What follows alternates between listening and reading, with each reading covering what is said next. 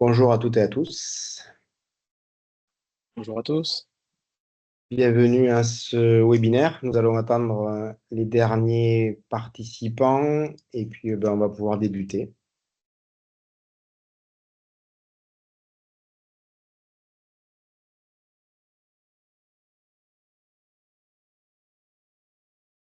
Est-ce que tout le monde nous entend bien?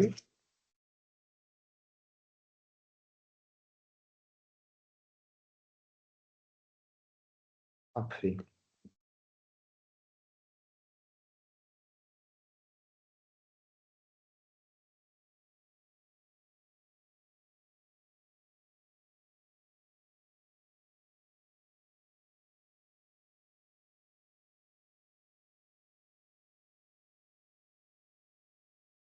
Encore une minute, hein.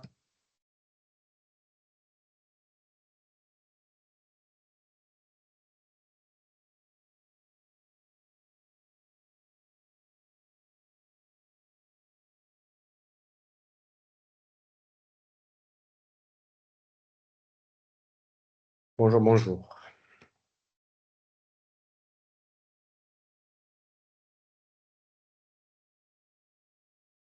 Parfait. Bon, mais je vais vous proposer de débuter ce webinaire. Donc, bienvenue à toutes et à tous. Bienvenue à ce webinaire d'Axians Digital Biarritz co-animé avec Exo, plateforme et notre ami Rémi Fabé. Le propos d'aujourd'hui, ça va être de vous présenter une solution que Axians Digital Biarritz, que je vais rapidement vous présenter en début de session, vient de rajouter à son catalogue officiellement depuis le mois de mai. Cette solution vient compléter un portfolio, comme vous allez pouvoir le voir, côté application, qui est relativement dense et intéressant, qui vient dans une mouvance actuelle où on traite aussi bien du public que du privé chez Axians Digital Biarritz. Et dans le volet public, on commence à avoir une vraie demande de souveraineté par rapport aux applications que l'on est en train de déployer chez nos clients, qui va devenir un enjeu de toute façon étatique dans les prochains mois. Et c'est ce que l'on va essayer de vous présenter au travers de cette matinée que je vais co-animer avec Rémi. Bonjour Rémi. Bonjour à tous. Ravi Donc, d'être avec vous. nous, on est très heureux de t'accueillir et encore merci d'avoir répondu présent à cette première présentation. Nous, je pense, nous ferons d'autres webinaires courant de l'année, mais le propos aujourd'hui, c'est vraiment de faire un focus sur cette première présentation qui va permettre au public qui nous a rejoint aujourd'hui assez massivement de présenter ce que c'est Exoplatform et comment ça s'intègre dans le portfolio de Axians Digital Biarritz. Je vous propose de débuter donc cette petite présentation juste sur un petit rappel très simple de qui est Axians Digital Biarritz. Donc, Axians Digital Biarritz est une entreprise qui a rejoint le giron de Vinci et de Vinci Énergie au travers de la marque Axians en 2024, qui est forte aujourd'hui de 31 collaborateurs qui sont répartis majoritairement, certes, dans le sud-ouest, mais un petit peu partout en France, et qui représentent aujourd'hui 3,7 millions de chiffre d'affaires sur des aspects purement services, applicatifs et logiciels. Au travers de notre portfolio, pour le simplifier, il s'établit sur trois briques fondamentales qui sont le BI, le collaboratif et l'intégration de services. Le BI en tant que tel est surtout une compétence que nous avons depuis toujours, qui intègre du tableau de bord de reporting, certes, mais avant tout de l'élaboration de budget autour des produits et des solutions IBM. La déclinaison de ces trois offres de services se fait autour d'une population de collaborateurs qui sont aussi bien des consultants métiers, donc qui vont comprendre tout de suite les problématiques que peuvent avoir les clients en termes de solutions, quels sont les sujets qui grattent un petit peu la tête de tout le monde, sur lesquels il faut trouver des solutions.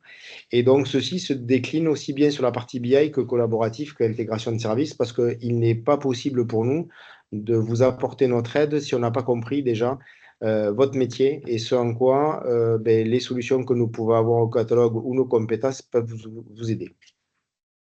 Le sujet collaboratif que l'on va traiter aujourd'hui sur la dimension portail est un large et vaste sujet que nous déclinons sur différentes solutions, différentes offres, comme je l'ai dit précédemment, qui, au travers des compositions techniques de nos équipes sur la partie études de cadrage et des besoins, vont nous permettre de vous trouver la meilleure solution par rapport à votre sujet du moment. Aujourd'hui, nous traitons aussi bien les aspects documentaires que les aspects réglementaires avec la réforme de la facture électronique en tant que telle, mais pas que. Et donc, avec Exo, on va adresser un pan qui est un pan à part entière au sein du public comme du privé, qui est la digital workplace, ou comment, au travers d'un portail de type intranet ou extranet, coller le mieux aux enjeux que vous avez pour mieux collaborer, pour peut-être mieux travailler avec vos clients, en interne aussi. Et la dimension d'un portail collaboratif amène tout de suite une interface utilisateur qui facilite en fait ces métiers et ces différents échanges. Le troisième pan d'activité concerne l'intégration de services. Et l'intégration de services, d'une part, c'est la boîte à outils des deux premières activités, parce que quand on fait du BI, quand on fait du collaboratif, il va falloir interfacer ça avec vos applications métiers déjà existantes.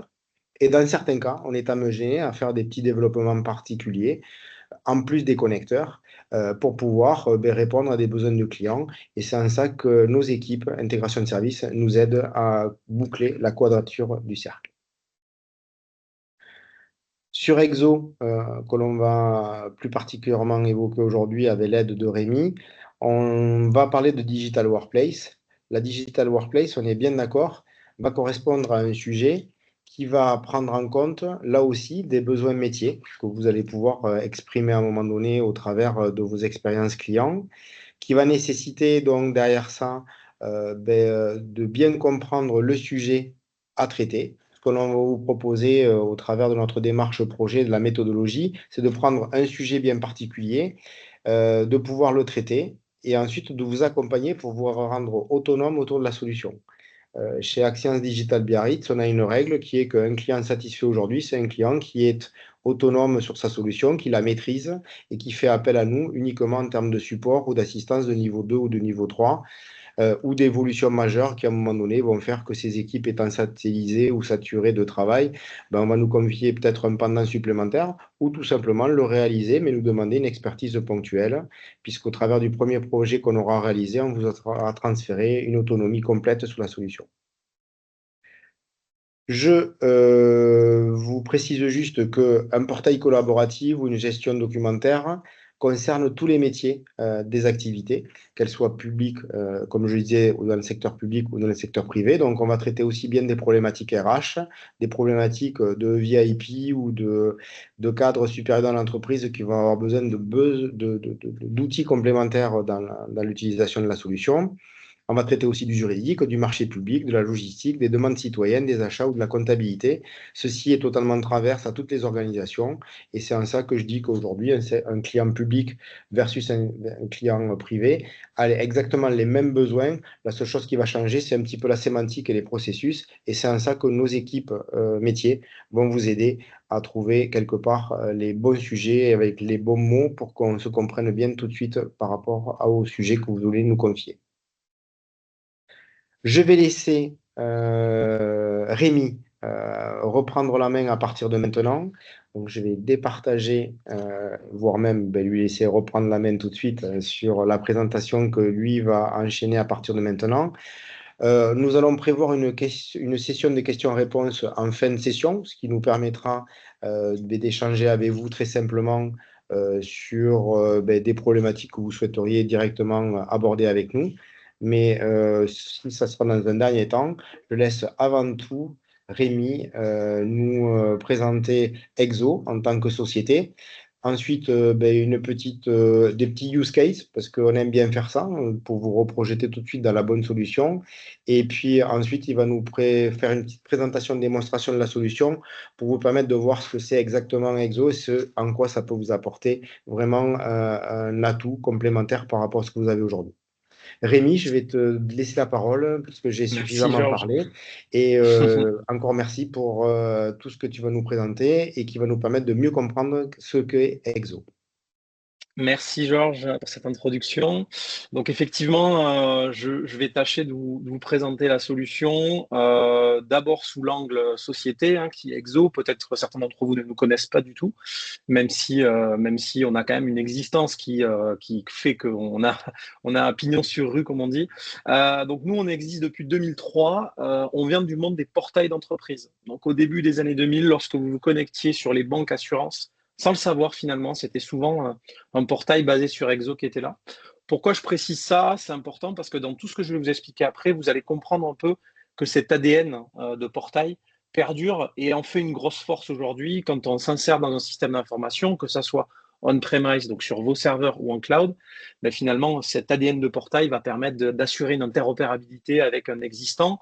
Georges en parlait, avec des applications métiers. Et ça, c'est aujourd'hui la grosse force de l'outil, hein, cette capacité, cette interopérabilité native qu'offre la solution. Euh, donc Exo en un coup d'œil. Aujourd'hui, donc, qui est Exo? Donc, on est un éditeur français. Georges l'a dit en introduction, sauf si certains d'entre vous ont des boules caisses, mais vous devez entendre depuis pas mal de temps maintenant, et encore plus ces derniers mois et dernières années, que la souveraineté numérique est au centre des préoccupations des entreprises de plus en plus et dans le secteur public également. Exo, en tant que solution française, a le vent en poupe en ce moment parce que finalement, on amène tout ce qu'aujourd'hui les GAFAM, pour faire simple, ne vous apportent pas, c'est-à-dire cette souveraineté de la donnée et finalement la capacité à pouvoir travailler avec une entreprise française. C'est quand même un point important. Donc, on a une plateforme, comme l'a dit Georges, qui est une digital workplace. Pour ceux qui sont plus familiers avec les termes français, on va parler d'un environnement numérique de travail qui va vous permettre justement de collaborer en interne avec des externes de manière simplifiée, avec une flexibilité de déploiement. La plateforme peut être déployée en cloud, opérée par les équipes Axians, notamment dans un cloud Axians, mais également on-premise sur vos serveurs si c'est les choix technologiques que vous faites aujourd'hui. On a 1 million d'utilisateurs, plus d'1 million d'utilisateurs dans le monde. C'est une solution qui, même si elle est née en France, dans une école d'ingénieurs à Bordeaux, de par dans la tête de notre fondateur Benjamin Mestrallet, elle a aujourd'hui, on va dire, été déployée dans le monde entier. On a des clients en Amérique du Nord, Amérique du Sud, dans les pays du Golfe également, et on propose une plateforme qui est disponible en 26 langues. Donc ça, c'est un point aussi majeur, puisque pour les entreprises internationales, la solution peut être ouverte dans toutes les filiales que vous avez dans le monde entier. Parmi les références qu'on cite souvent, vous voyez quelques logos ici, du secteur public, du secteur privé. On est très fiers de dire que depuis maintenant plus de 15 ans, la présidence de la République et l'intranet de la présidence de la République pour les 800 collaborateurs de l'Élysée est sur Exo, avec, et vous allez le voir, hein, un panel de fonctionnalités, un panel de cas d'usage assez large qui vont de la communication interne jusqu'à la collaboration entre les différents services. D'autres exemples, et celui-là, il est assez parlant, puisqu'on parlait de souveraineté, la région Occitanie est la première région de France, dès 2023, à avoir tapé du poing sur la table versus Microsoft en disant aujourd'hui, on ne souhaite pas renouveler avec 30% d'augmentation nos coûts de licence, on veut servir de cette opportunité-là pour choisir une solution française souveraine qui nous permet d'adresser les enjeux. Donc, globalement, ils ont transféré dans une durée assez courte, de 3 mois, 5000 agents qui ont basculé sur du Exo en remplacement de Teams, OneDrive, SharePoint sur les sujets collaboratifs. On viendra plus en détail tout à l'heure quand je vous montrerai la plateforme de ce qu'on attend par là. Et aujourd'hui, ils utilisent même cette plateforme pour collaborer avec des externes. Quand vous collaborez au quotidien avec des entreprises, des prestataires, des fournisseurs, eux ont à peu près 1000 externes dans cette plateforme avec de la donnée maîtrisée et qui permet d'échanger de manière beaucoup plus fluide que par email sur des projets et autres. D'autres exemples, l'Institut national de recherche informatique, l'INRIA, c'est parlant parce qu'en général, quand une entité comme celle-là choisit une solution informatique, vous imaginez bien qu'elle a décortiqué jusqu'au moindre centimètre cette solution-là pour s'assurer qu'elle est conforme à des prérequis, tant sur l'aspect sécurité que sur l'aspect souveraineté de données et autres. Donc finalement, Exo, c'est quoi? Vous allez me dire. C'est une plateforme polyvalente qui permet d'adresser plein de cas d'usage. Donc vous avez peut-être chez vous déjà dans les cartons des projets de refonte d'un vieil intranet, des projets de sortie de Microsoft 365 ou des projets de réduction de la dépendance à Microsoft ou à d'autres outils GAFAM parce que vous commencez à prendre en compte l'aspect souveraineté. Tout ça basé sur un socle de portail, comme je le disais tout à l'heure, donc très ouvert, qui expose tous les services en API REST, donc qui vous permet d'assurer les interfaces avec des jets de métier, une jet DocuWare par exemple, une jet Elise, une JEC ou d'autres solutions métiers, et avec une dimension sociale dynamique qui nous permettent, vous allez le voir, d'assurer de l'interactivité dans cette plateforme et qui en font finalement des outils très proches des outils du quotidien qu'on utilise dans notre vie privée, donc qui ne nécessitent pas une appropriation très complexe par vos utilisateurs. Donc voilà un peu les 4 grands pans fonctionnels. Les utilisateurs, nos clients qui utilisent tout ça, finalement on appelle ça une digital workplace. Les personnes, les clients pardon, qui utilisent simplement quelques briques, mais voilà, tout ça peut être utilisé de manière indépendante et avec tout ça qui est boosté, augmenté par l'IA, on verra tout à l'heure, puisqu'on a des capacités aujourd'hui très proches, on peut dire supérieures à celles que vous pouvez utiliser sur des outils grand public. Le pourquoi Exo, donc vous avez de l'ergonomie, je vous laisserai en juger. Le côté no-code, on en parlera tout à l'heure rapidement, et l'IA augmentée, je viens de le dire, qui est intégrée nativement dans la plateforme et qui permet finalement d'outiller les utilisateurs sur de l'IA maîtrisée, vous le verrez tout à l'heure, puisque vous maîtrisez derrière les moteurs LLM et sous-jacents et les usages finalement de par de l'IA agentique, de qui a accès à ces agents IA. Tout ça dans une expérience mobile, bien évidemment. Aujourd'hui, une solution en 2026 qui ne permet pas un usage mobile au même niveau qu'un usage desktop sur PC, ça serait rédhibitoire. Donc, Exo propose ça avec une application dédiée que vous pouvez utiliser comme vos applications favorites, avec des notifications push et tout ce qui va bien, et qui vous permet aussi d'assurer l'appropriation de ces outils-là pour des agents qui sont ou des collaborateurs qui sont non informatisés. Voilà. Donc, ce qui fait que vous permettez du collaboratif pour aussi des personnes et des collaborateurs qui sont souvent un peu laissés pour compte sur le sujet du collaboratif parce que, par définition, ils ont des métiers où ils ne sont pas derrière un PC toute la journée. Mais là, en déployant Exo, finalement, vous leur offrez cette capacité. Donc aujourd'hui, on adresse les 4 grands pans fonctionnels que l'on voit là, la communication, la collaboration, la gestion de la connaissance et l'animation des communautés. Et je vais tâcher de vous faire, de vous parler de ça au travers de la présentation.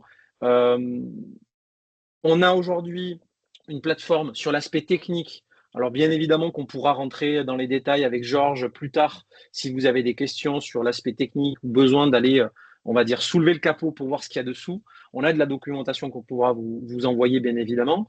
Mais aujourd'hui, pour faire simple, Exo, c'est donc une solution de type plateforme. Donc différente de la suite 365 par exemple, où on parle d'une suite d'applications, mais dans Exo, c'est une logique plateforme. Je me connecte, vous allez le voir, j'ai accès à une plateforme dans laquelle j'ai un certain nombre d'applications et de fonctionnalités, tout unifié dans une expérience unique.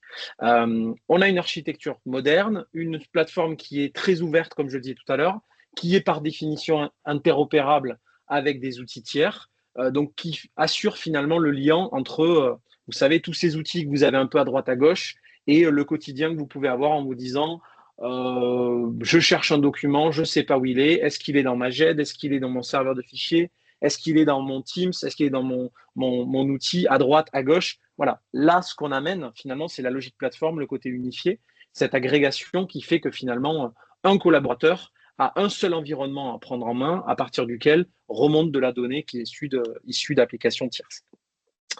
Voilà, je vais laisser Georges nous parler concrètement des quelques cas d'usage que nous avons pu mener. Et ensuite, je vous montrerai la plateforme parce que j'imagine que beaucoup sont venus pour ça, pour voir un peu à quoi ressemble l'outil et comment on traduit ce que je viens de vous dire là de manière visuelle.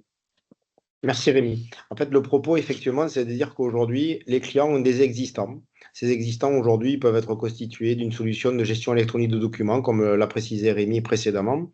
Et on se dit, ben, quelle est la valeur ajoutée d'un portail Digital Workplace versus une JET où j'ai déjà un certain nombre de documents, ou ça peut être également, ben, est-ce que ça ne serait pas intelligent d'avoir un seul outil ergonomique qui est largement déployé au sein de l'entreprise, dans lequel on va pouvoir accéder à ces applications-là. Comme je le disais, ben, on a une équipe qui s'appelle Intégration de services chez Axians Digital Biarritz qui va vous permettre d'interfacer par un connecteur de type API une GED que vous avez déjà, qui va permettre de remonter sur le portail collaboratif l'ensemble des informations en tant que telles, mais sur une interface des fois ben, différente ou plus ergonomique, ça dépend. Nous, on a deux solutions de GED aujourd'hui au catalogue chez Axians. On a aussi bien du DocuWare que de l'ELISE. Ben, il est possible et il a été possible de faire des connecteurs directement avec Exo parce que ben, ça avait un sens pour les clients de retrouver les informations par un seul canal de communication qui était une interface beaucoup plus graphique avec des widgets, qui est beaucoup plus intuitive dans certains cas pour des utilisateurs qu'une simple jet par son interface elle-même. Derrière ça, la deuxième étape qui a été demandée par ces clients-là, c'était de dire, ben, est-ce que je peux arriver à trouver un système de recherche fédéré qui va me permettre de taper dans ma barre de Exo un document ou une typologie de mots qui vont faire que ben, je vais rechercher à la fois dans le portail et à la fois dans la GED. Comme ça, ben, je vais pas partir sur des délires où je vais devoir chercher pendant 2 heures un document à un endroit, à un autre. Ben, ceci va vous permettre d'unifier sous forme d'une recherche unique la recherche documentaire, quel que soit l'endroit où il se trouve, ce document, au travers d'une seule interface qui sera le portail collaboratif. Ensuite, un dernier sujet, ben, les extranets, hein. Aujourd'hui, ben, vous avez la possibilité d'offrir à vos citoyens ou à vos clients en tant qu'entreprise privée ben, des services dans lesquels ils viennent déposer un document, une facture, je ne sais pas, un relevé de compte ou pourquoi pas autre chose. Et dans ce cas-là, ben, c'est la fonction extranet qui est vraiment développée dans un portail Digital Workplace qu'on ne retrouvera pas en GED en tant que tel, qui va vous permettre d'accéder à cette recherche complémentaire pour donner accès ben, à ces documents d'une façon beaucoup plus simpliste et sécurisée à l'ensemble de vos citoyens ou de vos clients externes au travers d'une Digital Workplace. Voilà, donc ces connecteurs, la possibilité d'avoir des environnements qui communiquent, tout ça fait que ben, on va rentrer directement dans le vif du sujet maintenant, qui est que ben, Rémi, tu vas nous montrer l'interface de Exo et en quoi ben, le no-code, low-code ou l'interface user-friendly peut avoir vraiment un élément, enfin, peut être un élément différenciant et accélérateur pour les clients, publics ou privés. Tout à fait. Merci, Georges. Du coup, je reprends la main. Je vais partager et je partage mon écran. Je vais me connecter à une plateforme Exo, sortie de sa boîte. Important de le préciser, parce que la volonté aujourd'hui a été de vous montrer une plateforme qui est identique à celle que vous pourriez avoir à partir du moment où elle aura été installée. La seule différence, c'est que sur cette plateforme-là, qui me sert à faire des présentations tous les jours, il y a un jeu de données qui a été intégré pour qu'elle semble un petit peu plus vivante et que ça ne fasse pas l'effet maison vide. Voilà. Il y a des meubles à l'intérieur, donc ça vous permettra de vous projeter sur quelques cas d'usage que je vais montrer. L'idée aujourd'hui est de vous faire une présentation très générale pour que vous ayez une photo générale de cette plateforme-là, dans tout ce qu'elle peut faire, sans pour autant aller dans le détail de chacune des fonctionnalités, auquel cas il me faudra un temps beaucoup plus important et on sera disponible avec Georges pour faire cette présentation plus complète sur la base de vos cas d'usage plus spécifiquement. Donc, c'est une plateforme qui est accessible en web, vous le voyez ici, via un navigateur, qui peut être installée sur le PC avec une application PWA qui me permet de me connecter directement à cette plateforme. Dès lors qu'on installe cette plateforme, on met en place une synchronisation avec et un flux avec votre référentiel d'identité, AD, LDAP, qui me permet finalement d'être reconnu par la plateforme directement pour pouvoir me connecter et avoir accès à des services que m'offre l'entreprise au travers de ce portail. Donc, je me connecte à cet outil-là et dès que je suis connecté, j'arrive sur une interface, une page d'accueil. Important de préciser que cette page d'accueil-là peut être complètement diverses et variées en fonction des choix que vous allez faire. Là, moi, le choix que j'ai fait pour illustrer ma présentation, c'est d'arriver sur une page d'accueil qui illustre le cas d'usage de l'intranet, avec, vous le voyez, de l'information qui est publiée à la une, de l'actualité des services, un agenda, des recrutements en cours et un petit bloc sur le côté qui me donne accès à un certain nombre de ressources directes. Cette page d'accueil est basée sur un CMS qui est le CMS Exo Platform. Hein. J'anticipe d'éventuelles questions que vous auriez. Quel CMS est derrière? C'est du Exo qui me permet de construire des pages de manière très souple et très puissante. Voilà. Donc, par exemple, cette page-là, j'ai envie de la modifier. Je vais pouvoir la modifier à ma guise en ajoutant des applications que je vais pouvoir récupérer dans un catalogue, des applications liées à des sources de données que vous avez aujourd'hui et la capacité également à créer vos propres portlets directement dans le portail. Donc, pour les plus techniques d'entre vous, ou en tout cas ceux qui pilotent des équipes techniques, vous aurez la capacité à créer vos propres widgets. Tout ça avec une capacité à éditer le design de manière très fine. Je ne vais pas rentrer dans le détail, en s'assurant toujours que les choix que je vais faire sont en vue mobile efficaces. Voilà. Donc, vous aurez cette capacité-là directement via cet éditeur. Pour ceux qui, autour de la table, sont dans un écosystème Microsoft, vous allez retrouver une capacité très proche d'un SharePoint pour construire des pages dans Exo, mais avec une souplesse beaucoup plus importante de la solution. Donc, des pages, vous l'avez compris, je peux en construire différents types. Je peux construire des pages qui ressemblent à ça. Je peux construire des pages qui ressemblent plutôt à ça pour mettre en avant les actualités de l'entreprise, les actualités des communautés, voilà, mettre des informations de type Calameo, un flux Facebook et tout ça. Tout ça peut être intégré très simplement nativement via la solution, ne nécessite pas de passer par du code ou quoi que ce soit. Et on a la capacité à créer, vous voyez, des pages qui ressemblent très fortement à des sites web, et pour autant, derrière, c'est directement du Exo. Voilà pour cette dimension intranet, on y reviendra tout à l'heure. Quand on parle souvent d'intranet ou de collaboratif dans une entreprise, le premier sujet est de savoir le qui fait quoi. Voilà. Souvent, on reçoit un mail dans une entreprise, on a reçu un mail d'une personne, on ne sait pas qui c'est. Et donc, souvent, va de pair avec l'intranet la dimension annuaire. Donc, dans Exo, on a un annuaire, donc chaque utilisateur a une fiche de profil qui s'alimente automatiquement par la synchro avec votre référentiel d'identité et qui vient alimenter un annuaire interne. Un annuaire en format trombinoscope, comme vous le voyez ici, filtrable sur la base des attributs de la fiche profil. Donc, par exemple, si je recherche quelqu'un du département marketing, je vais tomber, par exemple, sur Isabelle Delacroix, la responsable communication. Je vais pouvoir consommer l'information de sa fiche profil et derrière interagir avec des fonctionnalités collaboratives, du chat, de la visio, directement intégrées dans le portail. Voilà. Donc ça, c'est un des premiers aspects, cette dimension intranet et annuaire / organigramme qui me permettent finalement de centraliser l'accès aux informations de type collaborateur directement ici. À partir de là, vous avez sur le haut, alors excusez-moi parce que j'ai le petit truc qui me gêne là, voilà. Sur le haut, vous avez de manière permanente, vous allez le voir, je vais être tout le temps sur une seule et même plateforme. Ce qu'on a évoqué tout à l'heure, je ne vais pas basculer, il y aura probablement des onglets qui vont s'ouvrir au choix, mais par contre, j'aurai toujours tout de manière centralisée. Qu'est-ce que je vais retrouver de manière unifiée? Déjà, en haut, ici, l'accès à des applications unifiées et natives que sont le moteur de recherche, qui me permet de faire de la recherche directement dans le portail, avec éventuellement de l'IA, parce qu'on a un module IA, donc on peut brancher la recherche sur de l'IA avec une maîtrise du LLM qui est derrière, donc avec la capacité à filtrer sur des types de contenus et tout ça, et de pouvoir retrouver de l'information. Si derrière, il y a une source de données tierce qui est interfacée avec Exo, exemple avec DocuWare ou la GDLIS qu'évoquait Georges tout à l'heure, mais finalement, quand moi, utilisateur, je vais faire ma recherche, j'aurai la capacité à choisir les sources de données que je vais interroger de par la recherche. Donc finalement, on parle d'une vraie recherche unifiée qui me permet finalement d'avoir accès à de l'information.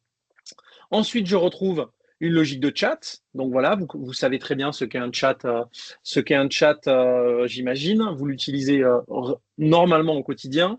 Donc dans un chat tel que vous le voyez ici, je peux créer des salons de chat un pour un. Je peux créer dans le contexte d'espace. On verra tout à l'heure ce que sont les espaces déjà existants. Donc voilà, j'ai un espace de projet, j'ai un espace lié à des équipes. Ben, je vais pouvoir interagir avec ces personnes-là et échanger de l'information, déposer des documents, interagir, lancer une visio éventuellement avec soit la visio qui est intégrée nativement dans Exo, soit un système de visio que vous utilisez à côté et que vous souhaitez brancher à la workplace.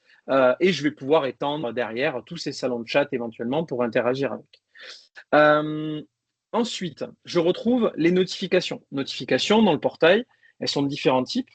Par mail, pour ceux qui sont abonnés aux emails, même si vous verrez rapidement pour ceux qui utiliseront cet outil que vous réduirez drastiquement le volume d'emails à partir du moment où vous déploierez ce type d'outil. Voilà, on a des statistiques de 30 à 40% de réduction des emails dès lors qu'on déploie ce portail. Je peux voir donc mes notifications en ligne, par mail ou sur mobile en push notif si j'ai installé l'application mobile. Et là, je vais pouvoir retrouver pas mal de choses. Je retrouve ensuite mon assistant IA qui est ici, avec la capacité à appeler des assistants que j'aurais créés pour certains cas d'usage ensemble. Je reviendrai tout à l'heure sur la partie IA, mais vous en voyez quelques exemples ici, hein, des assistants qu'on a préparés et qui me permettent derrière, via des prompts suggérés, de pouvoir finalement avancer sur de l'usage de l'IA. J'ai ensuite le mail. Qu'est-ce que me direz-vous? C'est que l'email, aujourd'hui, il est intégré, comme vous voyez ici, dans l'expérience utilisateur. Donc, je peux consommer mes emails directement depuis la workplace. Voilà, donc je consomme mes emails. Je peux éventuellement faire des actions depuis la workplace sans avoir besoin d'aller finalement dans ma boîte mail. Pour des actions rapides, j'ai besoin de lui répondre, je peux lui répondre directement. Donc ça, c'est un des objectifs de la workplace, c'est de ramener l'email dans la sphère du collaboratif et d'éviter finalement que les gens n'interagissent, ne collaborent que via le mail qui est de l'anti-collaboratif au possible. Voilà. Donc on ramène l'email dans la workplace, on fait du traitement éventuellement IA dessus, je ne l'ai pas montré là, mais c'est possible. Et surtout, on attache rapidement des pièces jointes dans un espace de travail et on commence à collaborer en dehors de la boîte mail. Et ensuite, j'ai de manière globale ici l'accès à mes applications, mon centre d'applications, dans lequel je vais retrouver des applications que je me suis mis en favori et je peux élargir en ayant accès à tout le catalogue d'applications qu'on me met à disposition, qui est bien évidemment profilé en fonction des utilisateurs et dans lequel je vais pouvoir filtrer par outils, classer par catégorie et autres. Et je peux même, en tant qu'utilisateur, si je le souhaite, me mettre en favori ici, des applications que j'ai l'habitude d'utiliser. Voilà, donc là, je retrouve l'accès à mon DocuWare éventuellement et l'accès à une petite météo éventuellement si j'ai envie directement ici. Je bascule sur la partie gauche ici avec la logique d'espace. Elle est fondamentale et elle est importante à comprendre dans Exo parce que c'est comme ça que va se faire la collaboration. Quand j'ai besoin de collaborer avec des personnes, qu'est-ce que je vais pouvoir faire? Je vais pouvoir créer un espace, si j'en ai les droits, basé sur un modèle qu'on m'aura pré-mâché, préétabli, et auquel j'aurai accès. Donc là, typiquement, j'ai besoin de travailler sur un projet avec en interne ou en externe, mais je vais pouvoir cliquer ici, créer un projet. Voilà, je vais définir des propriétés. Je vais inviter les utilisateurs, internes ou externes à l'organisation. Donc, s'ils sont internes, j'ai simplement à les lister ici, à mettre une lettre et ça me suggérera des utilisateurs, voire d'autres espaces, parce que des fois, on a des espaces qu'on peut basculer directement dans un nouvel espace, des personnes, ou voir des externes. Donc là, si je fais inviter par email, mon prestataire, par exemple, avec qui je travaille sur un projet, recevra une invitation et on lui dira on vous invite à rejoindre l'espace Test Axience dans l'espace Exo. À partir de là, avec de la double authentification si besoin, hein, pour s'assurer que l'utilisateur externe est bien connu de la plateforme via un process de double authentification, et je peux gérer mes accès. Est-ce que l'espace est ouvert, sur validation, sur invitation? Est-ce qu'il est listé, masqué? Voilà. Donc, je vous passe les détails sur cet aspect-là.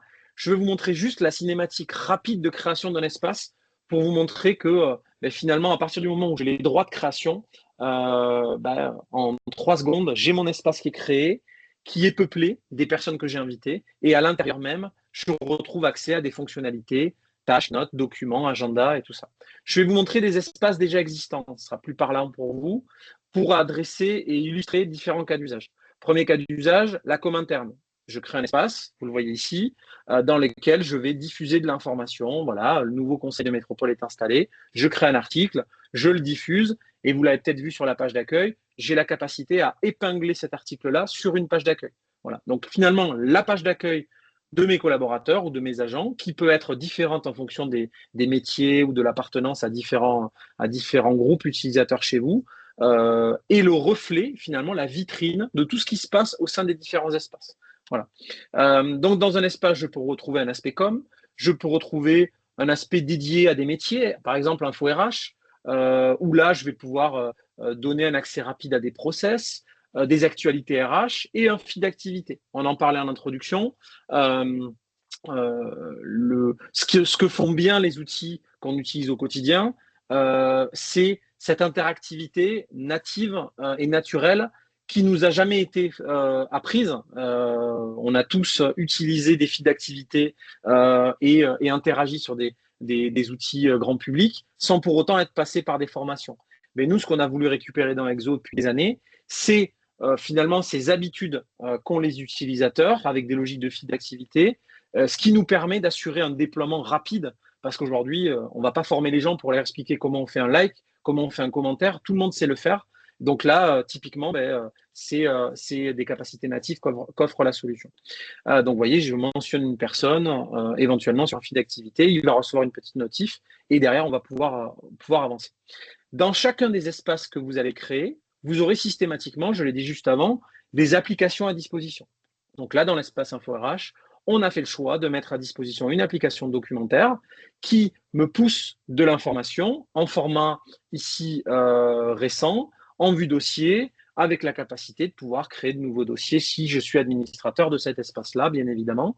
Et sur ces documents-là, de pouvoir également, je vais le faire ici, dans le nouveau dossier que je vais renommer et que je vais appeler Actions.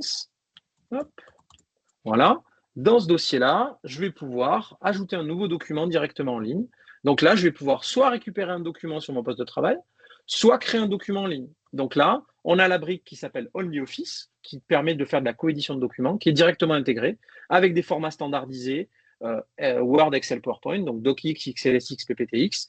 Donc finalement, si vous avez des outils Microsoft Office sur votre poste de travail, vous n'avez simplement qu'à déposer un document dans le portail. Il devient automatiquement modifiable, coéditable avec tous vos collaborateurs.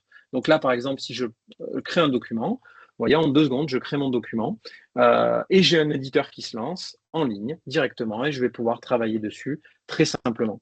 Voilà. Donc, c'est très souple et ça vous permet surtout, dans le cas d'usage que j'ai évoqué tout à l'heure avec des externes, de pouvoir coéditer des documents avec vos prestataires, fournisseurs et autres partenaires directement dans le portail sans pour autant, au préalable, être sûr que ces utilisateurs-là ont une compatibilité native avec vous. À partir du moment où ils ont accès à la plateforme. À la plateforme, ils pourront travailler avec vous sur le document. Donc, je vous passe les détails, mais sur les documents, on peut faire plein de choses. On peut les télécharger, on peut gérer les droits, on peut même les modifier sur son poste de travail si on a envie. Ça va loquer le document dans le portail et ensuite se créera une nouvelle version. Et ensuite, on peut même avoir des actions autour de l'IA. À partir du moment où l'IA est branchée dans Exo, vous voyez, on peut traduire, classer, créer des résumés et tout ça sur ces documents-là. Donc, je vous passe les détails. Mais en tout cas, voilà, c'est très puissant. Ça permet rapidement de basculer les serveurs de fichiers qu'on a en général depuis des années et des années en entreprise. Ça permet aussi une cohabitation avec des GED, comme l'évoquait Georges tout à l'heure, pour des logiques de facturation électronique aussi et tout ce qui va bien. Donc, c'est des capacités natives qu'offre l'outil. Dans un espace, je peux aussi retrouver d'autres fonctionnalités. Un agenda partagé, un agenda d'équipe, donc qui va par exemple, dans le cadre d'un espace projet, me permettre finalement de créer des réunions directement dans le portail en s'assurant que tout le monde est disponible avec des logiques derrière de sondage type Doodle. Donc, quand vous voulez finalement vous connecter à ça, vous allez pouvoir, voyez, proposer plusieurs créneaux et derrière, vous allez pouvoir voter pour le créneau que vous souhaitez et créer l'événement qui viendra se reporter dans un calendrier externe si vous en avez un à disposition. Dans un espace, je peux aussi retrouver des notes. Donc, qui va me permettre quoi? Mais qui va permettre d'éviter, encore une fois, hein, que le mail soit le par défaut. Je suis dans un espace projet, on a un compte-rendu de réunion, automatisé avec l'IA, c'est possible aussi, qui va se stocker dans une gestion de notes, vous le voyez ici, et qui permet, par exemple, à un externe ou un nouveau collaborateur qui rejoint le projet d'avoir tout l'historique des comptes rendus directement ici. On est sur des notes éditables directement en ligne, avec un éditeur WYSIWYG, comme on appelle, qui vous permet de faire des choses très, très poussées. Voilà. Même d'intégrer des vidéos, des GIFs ou tout ce que vous voulez, à la différence de formats documentaires classiques qui, eux, sont un peu plus rigides, par exemple, sur des Word ou autres. Donc ça, c'est pour la partie notes. Et ensuite, la partie tâches, puisque quand on est dans un espace projet, on a besoin ensemble d'avancer sur des tâches à réaliser. Voilà, donc la capacité à pouvoir créer des tâches, pouvoir les affecter à des personnes et que ces personnes-là puissent avoir des dates d'échéance, des libellés, ajouter des pièces jointes à cette tâche-là et finalement faire évoluer ces tâches-là dans un workflow de validation interne. En format liste, en format plan, et avec la capacité à voir ce que ça donne, voilà, sur une logique calendaire avec des filtres qui vont bien, vous imaginez. Donc, si je résume, dans un espace, je peux retrouver une logique de type CMS, comme vous voyez là, pour construire ces espaces un peu comme je veux, avec des applications à disposition à l'intérieur, agenda, documents, notes, tâches, pour tout le nécessaire finalement pour collaborer, et toujours pareil, des points d'accès rapides à du chat si j'ai besoin de chatter avec mes équipes dans une autre modalité que celle du fil d'activité qui a une logique un petit peu plus asynchrone, et avec toujours pareil cette interaction possible et ces liens avec voilà, les récaps de réunion et tout ce qui va bien. Derrière tout ça, vous allez pouvoir le mesurer, l'analyser en tant qu'administrateur sur les usages. Voilà, quels sont les espaces qui vivent le mieux, dans lesquels il y a le plus de membres actifs, sur quel... Tiens, je suis intéressé de savoir mes utilisateurs, est-ce qu'ils consomment plutôt le portail sur mobile, sur ordinateur? Bon, là, en l'occurrence, je fais des presses que sur PC, donc ça me met les statistiques. Et ensuite, par application, la capacité aussi à pouvoir mesurer l'usage pour les utilisateurs sur tout un tas d'applications. Mobile, visioconférence, tiens, les visioconférences sur telle période, combien ont donné lieu à de la visio ou autre, avec un module qui est du pur exo, donc les données ne sortent pas, elles ne sont pas exploitées par des outils tiers, Google Analytics et compagnie, et avec une modularité, un paramétrage possible qui vous permet de créer vos propres rapports. Voilà. Et on peut interfacer également ces outils-là avec des outils de BI externes pour faire du traitement de données en masse si besoin. Voilà. Donc, je résume. Dans le portail, vous avez la dimension intranet que j'ai montrée, l'accès à des applications de manière permanente en haut à droite. Vous voyez depuis tout à l'heure, je suis sur la même plateforme. J'ai un onglet ouvert. Je peux avoir accès à des espaces plus ou moins nombreux en fonction du métier, en fonction d'un certain nombre de projets auxquels je suis investi, dans lesquels je peux collaborer en interne, mais aussi avec des externes. Et j'ai également mon espace de travail personnel, parce que là, on a parlé d'équipe, on a parlé d'espace de partage, mais je peux très bien avoir mon espace dédié dans lequel je vais retrouver finalement mes documents récents, mes applications et l'ensemble des déclinaisons d'applications que je vous ai montrées, mais à l'échelle personnelle, c'est-à-dire mon agenda dans lequel je vais retrouver finalement tous les événements auxquels je participe dans cette plateforme-là. Voilà. Également une intégration avec mon agenda en un coup d'œil si j'ai envie de voir finalement la cohabitation entre tout ça. Et donc mes tâches, voilà, parce que je suis investi sur plein de projets différents, donc je vais pouvoir avoir un suivi d'avancement de toutes mes tâches que je vais pouvoir réaliser et éventuellement archiver lorsqu'elles sont faites. Mon lecteur personnel, donc pour stocker mes documents avant même de les partager, je vais pouvoir stocker dans un drive personnel finalement mes documents pour pouvoir y travailler dessus. Voilà. Et derrière, mon document, je vais pouvoir le transférer éventuellement dans d'autres espaces. Et je retrouve la même logique avec les notes personnelles. Voilà.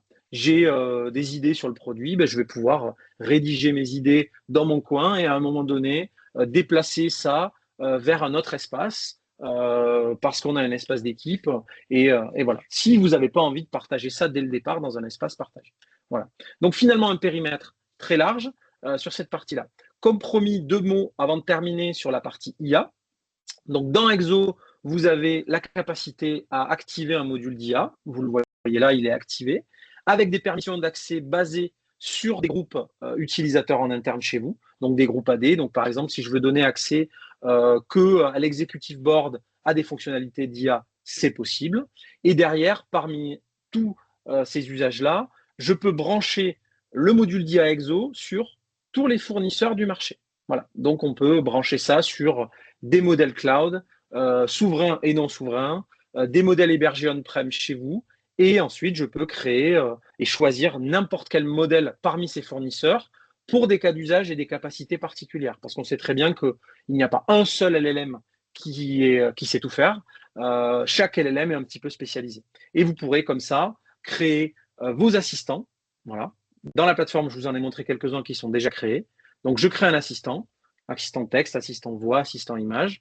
Et cet assistant-là, je vais pouvoir le brancher sur le LLM que je souhaite. Là, en général, j'en ai choisi un. Et je peux définir des permissions propres à cet assistant-là. Voilà. Donc, finalement, vous allez pouvoir créer des vrais agents spécialisés pour vos collaborateurs, basés sur des cas d'usage, et vous allez pouvoir maîtriser précisément qui peut utiliser ces assistants-là et sur quel LLM sont basés ces assistants de manière sous-jacente. Voilà. Donc voilà pour la partie IA de manière très légère, l'objectif étant de vous donner un aperçu. On sera preneur de questions et éventuelles précisions dans une autre présentation si vous le souhaitez. Voilà, j'en ai à peu près terminé. Je dis à peu près parce qu'il y a plein d'autres choses dans Exo. Vous le voyez, c'est une plateforme qui est très riche.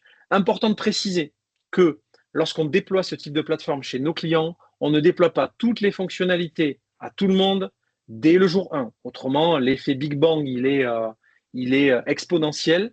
Et le risque, c'est que les utilisateurs rapidement disent « Waouh, il y a trop de choses, donc c'est pas pour moi ». Voilà. Donc, le travail qu'on fait avec les équipes et les consultants, notamment Axience, c'est d'identifier les cas d'usage prioritaires qui peuvent être différents d'un service à un autre. Et finalement, on a cette modularité dans Exo pour dire, ben tiens, on a un service qui est très moteur en termes de collaboratif, on va lui donner plus de fonctionnalités et on a, par définition, soit des agents de terrain, soit des personnes qui sont non informatisées. Mais finalement, ce à quoi on va leur donner accès en priorité, c'est peut-être un portail d'application, portail d'information, on va leur diffuser de l'information de l'entreprise. Voilà. Donc, on a cette flexibilité, cette modularité dans Exo qui fait que vous allez pouvoir finalement répondre à plein de cas d'usage différents dans un seul et même portail. Voilà. Voilà pour ce que j'avais à dire. On se laisse volontairement une dizaine de minutes pour prendre des questions si vous en avez. Voilà. N'hésitez pas, soyez pas timide. On est là pour ça. Merci Rémi. Ben, à la rigueur, je vais t'en poser une tout de suite, puisque quelque part, le meilleur corollaire à tout ça, c'est que tu nous as montré donc, des documents dans Exo. On a parlé de JET qu'on pouvait interfacer. Pour toi, aujourd'hui, comment tu classerais le compagnon idéal de Exo entre Exo et une GED? Est-ce que c'est déjà pour toi acté que dans une GED classique, il y a une typologie bien particulière de documents qui vont cohabiter? Comment tu vois, toi, par rapport à tes exemples ou tes cas concrets avec des clients, la segmentation qui fait qu'à un moment donné, un client qui a déjà une GED ou qui a déjà un portail, il se dit, tiens, ça serait bien d'avoir l'outil compagnon? Alors, c'est une très bonne question. Aujourd'hui, vous avez logiquement tous une GED. Alors, on y met derrière le mot GED plein de choses. Ça peut être pour certains serveurs de fichiers. Pour le coup, c'est pas une GED, mais vous avez logiquement déjà des outils. Aujourd'hui, nous, on fait la dichotomie entre ce qu'on appelle une GED de travail et une GED de stockage. La plupart du temps, les gens, ils ont besoin de travailler sur des documents. Ben, typiquement, la GED de travail est souvent, dans 90% des cas, est exo. Pourquoi? Parce qu'on collabore sur des documents à un moment donné et ce document, il va vivre sa vie dans le portail. À un moment donné, dès lors qu'il a besoin finalement d'être et qu'il est dans un état final et qu'il a besoin d'être classé, sectorisé et on appelle souvent ça une GED de stockage, une GED patrimoniale, finalement, ce document bascule dans un outil dédié à côté. On conserve la capacité depuis le portail à consommer ce document-là en lecture la plupart du temps, Mais par contre, la partie que je vous ai montrée, coédition, travail ensemble sur ces documents-là, se fait en général au travers du portail. Et côté utilisateur, ben finalement, là, c'est complètement transparent parce que lui, finalement, ce qu'il a besoin, c'est de faire appel à ce document-là. Si c'est un document qui est dans un état document de travail la plupart du temps, il est physiquement stocké dans Exo et on peut y travailler dessus. Et à partir du moment où il est dans un état finalisé, mais finalement, je peux toujours y accéder. Mais par contre, il est stocké physiquement dans une GED que je maîtrise avec des processus associés liés à de l'archivage et liés à tout ce qui va bien. Voilà. Donc, on a vraiment ce mariage entre ces deux solutions-là qui se fait naturellement parce que je disais jet de travail versus jet de stockage pour des documents en état finalisé. Merci Rémi. Voilà comment je pourrais y répondre. Une question qui se pose par rapport au fait que on a parlé souveraineté. Est-ce que Exo peut se déployer au travers de vos offres dans du Secnum Cloud en tant que tel? Et quelles seraient, enfin, alors tu as évoqué tout à l'heure les différentes options on-premise, cloud. Et donc Secnum Cloud en tant que tel, la question qui est posée. Oui, bien évidemment. Alors aujourd'hui, comme je vous l'ai dit, on propose différents types de déploiements. On propose trois pour faire simple. Du cloud privé, c'est chez nos hébergeurs partenaires. Donc, qui dit cloud privé dit un cloud mutualisé, non mutualisé, pardon, un cloud dédié. Vous avez ensuite une logique Secnum Cloud, comme tu l'évoquais, avec un niveau finalement de sécurité plus avancé. Donc, Exo se déploie sur des serveurs d'hébergeurs partenaires, Outscale notamment, sur ces environnements Secnum Cloud, et peut être également hébergé on-prem. Donc, il y a vraiment une liberté de votre côté et un choix qui peut être fait pour déployer cette plateforme où vous le souhaitez, dans des logiques cloud opérées par les équipes Exo ou les équipes Axians, ou on-prem avec une maîtrise totale de l'exploitation par vos équipes. Voilà. Merci Rémi. Une autre question concerne la partie extranet, puisque tu nous as montré beaucoup la partie intranet. À quoi ressemble l'extranet? Alors, j'aurais tendance à dire, est-ce que l'extranet peut être spécifique à un client et comment est-ce qu'il se construit? Comme ça, tu vas nous expliquer peut-être la passerelle qu'il existe entre les deux. Ou est-ce qu'il faut vraiment appeler un extranet qui peut ressembler à un intranet? Et dans ce cas-là, est-ce que voilà, c'est quoi ta réponse par rapport à cette question-là?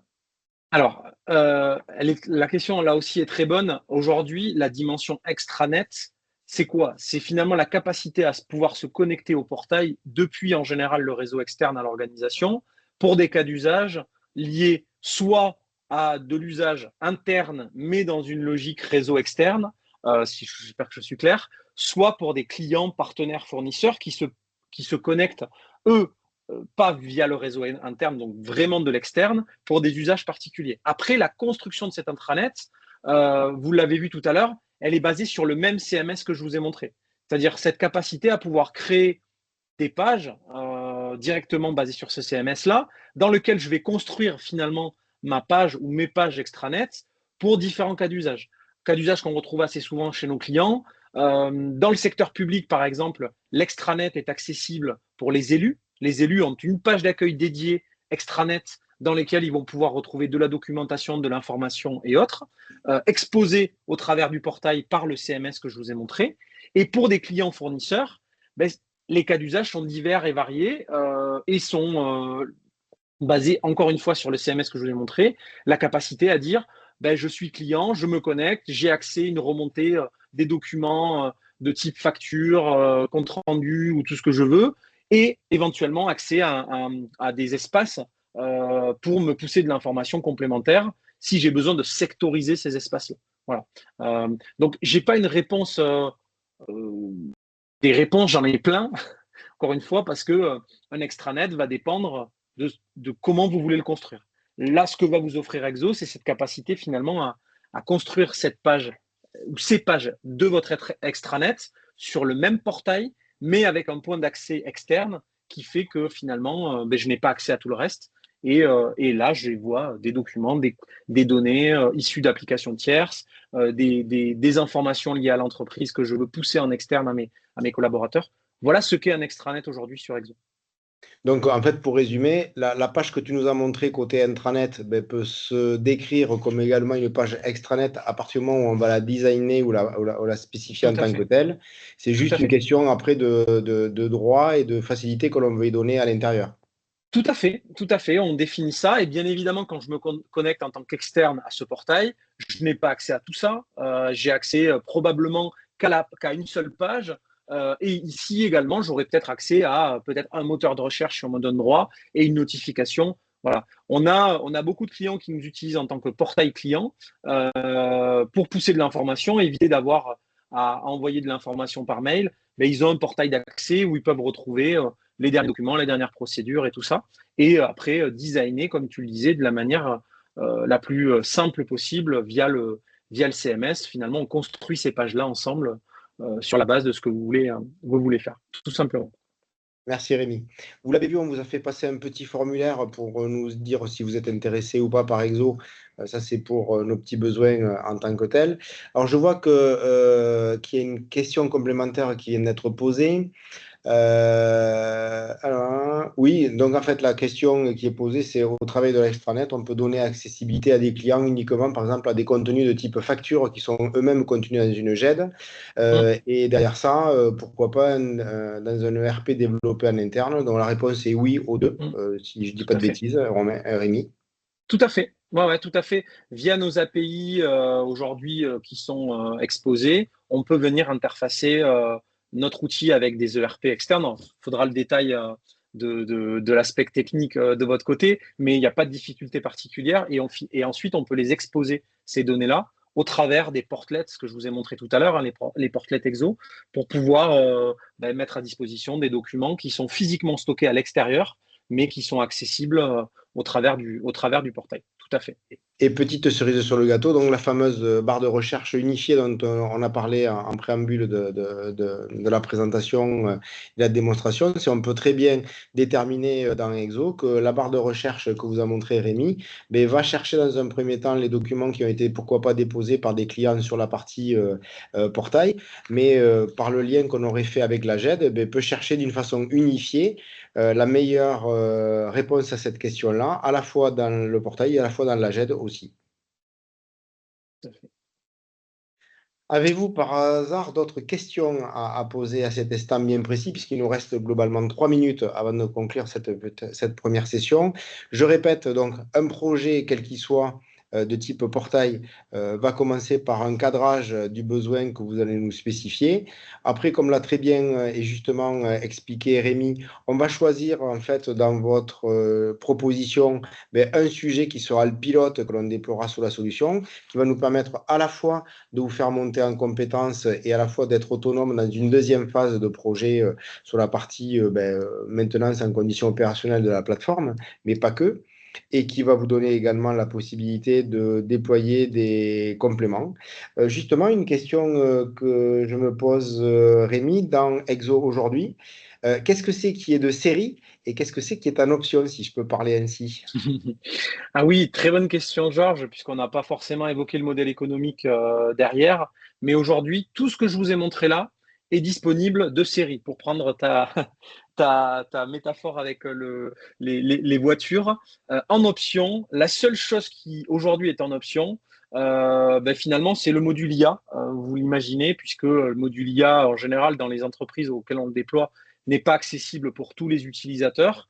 Donc voilà, donc toutes les fonctionnalités, que ce soit intranet, extranet, portail collaboratif, gestion de documentaire, toute la partie coédition de documents, chat, visio et tout ça, tout est intégré et nativement disponible.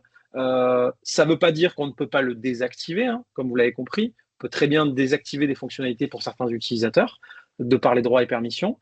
Et ensuite, le seul module qui est optionnel aujourd'hui, c'est le module IA pour des raisons liées à de la maîtrise budgétaire, souvent, et aussi parce que c'est très rare que dans une entreprise de 500, 200 ou 400 personnes, tout le monde ait besoin d'avoir des usages IA. Donc, on a cette flexibilité pour dire finalement, je prends 300 licences de la Digital Workplace, mais par contre, j'en prends que 50, 100, 200 pour le module IA dédié. Voilà, pour éviter de payer un module que vous n'auriez pas besoin pour tous, tout simplement.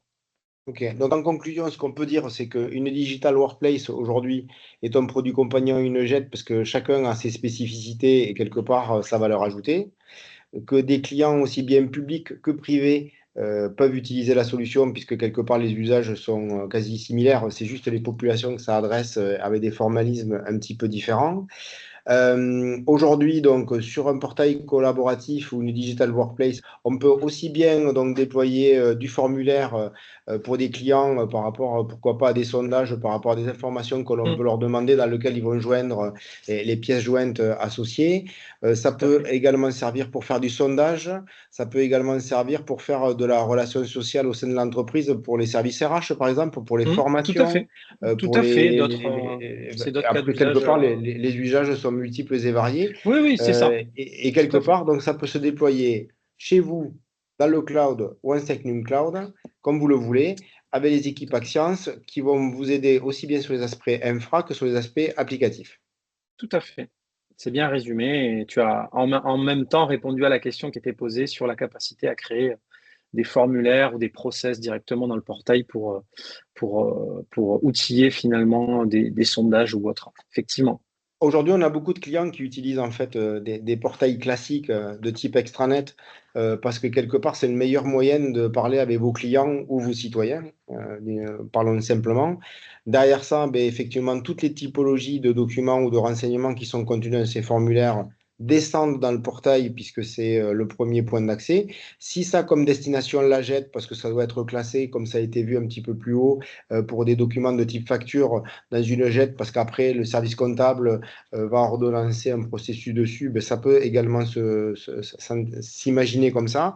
C'est quelque part votre imagination que l'on va quelque part cadrer dans l'étude de cadrage dont je parlais tout à l'heure pour bien comprendre les besoins fonctionnels qui sont attendus, qui va faire que derrière, le paramétrage va plus ou moins être complexe et c'est là que on se doit et on ne veut pas passer différemment, vous donner la main pour que vous soyez autonome pour pouvoir l'administrer, le gouverner parce que c'est bien ça, la clé de tous les outils, c'est que vous ayez la meilleure gouvernance possible en local.